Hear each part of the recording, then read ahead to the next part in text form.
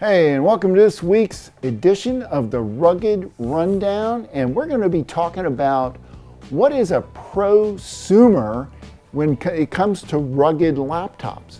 Well, there's the consumer and then there's the professional.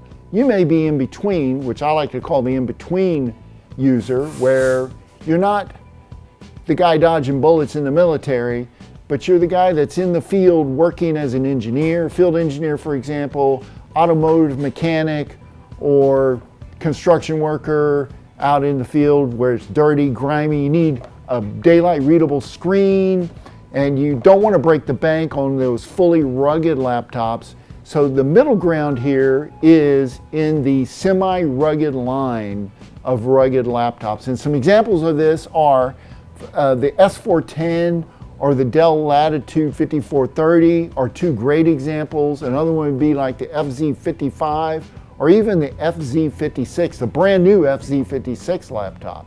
All of these units are semi-rugged. You're looking for a 1000 nit daylight readable screen, something that can withstand vibrations, take a 3-foot drop and not break on you.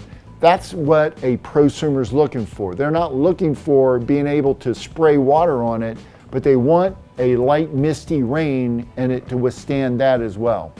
That's what, in my opinion, what a prosumer is.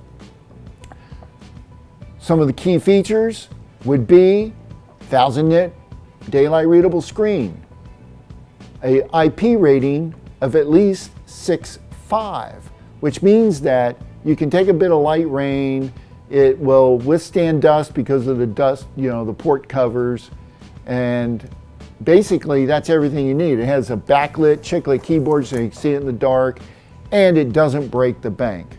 But I want to know what you think.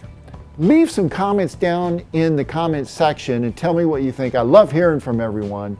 And if you're interested in these laptops, don't forget to visit bobjohnson.com. We have a large inventory of them.